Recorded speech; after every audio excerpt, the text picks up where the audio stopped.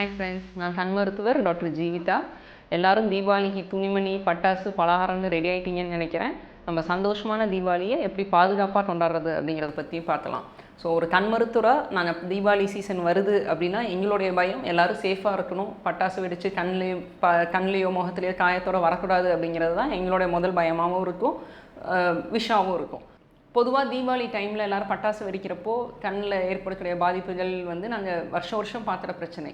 So அதில் எப்படிலாம் அதை தவிர்க்கலாம் அப்படிங்கிறது சொல்லணும்னு நினைக்கிறேன். ஸோ பட்டாசு வெடிக்கிறப்போ குழந்தைங்க வெடிக்கும் ஆர்வத்தில் பெரியவங்களை கூப்பிடாமே போயிடுவாங்க. ஸோ அதை அனுமதிக்காதீங்க. பெரியவங்க சூப்பர்விஷனில் வெடிக்கிறது தான் நல்லது. அதே மாதிரி ஒரு ஓப்பன் ஸ்பேஸில் வெடிக்கிறப்போ புகை கம்மியாகும், கண் எரிச்சல், அதனால வர அலர்ஜி அதுவும் கம்மியாகும். ஸோ ஓப்பன் ஸ்பேஸில் வெடிக்கிறது நல்லது. அப்புறம் குழந்தைங்க வெடிக்கிறப்போ குமிஞ்சு கிட்ட போய் வெடிக்கக்கூடாது. குறைஞ்சது ஒரு ஆர்ம் டிஸ்டன்ஸ்னாச்சும் விட்டு வெடிக்கணும். ஸோ சின்ன அந்த நீளமான ஊதுபத்தி அந்த மாதிரி யூஸ் பண்ணுறது சேஃபர்.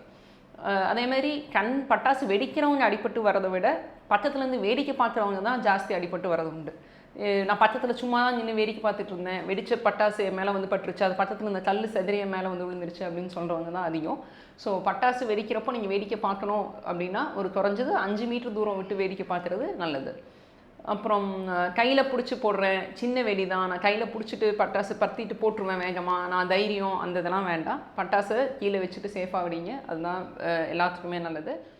பட்டாசு சப்போஸ் ஒரு சில நேரம் வெடிக்காதப்போ நிறைய பேர் என்ன பண்ணுவோம், அது ஏன் வெடிக்கல, நெருப்பு அணைஞ்சிருச்சா அப்படி சொல்லிட்டு போய் கிட்ட போய் பார்ப்பாங்க குமிஞ்சு. ஸோ அந்த மாதிரி குமிஞ்சு பார்க்குறப்போ எதிர்பாராத சமயத்தில் வெடிச்சிடும். ஸோ அதை மாதிரி பண்ணாதீங்க. ஒன்று அப்படியே விட்டுருங்க, அதை அப்படி இல்லைன்னா தண்ணி ஊற்றி அணைச்சிடுங்க.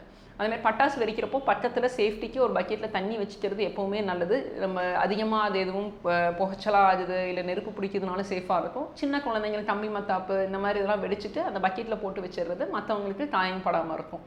ஸோ பட்டாசு வெடித்து முடிச்சதுக்கப்புறம் குழந்தைங்கள் பெரியவங்க எல்லாருமே நல்லா சோப் போட்டு கையில் கழுவிக்கணும்.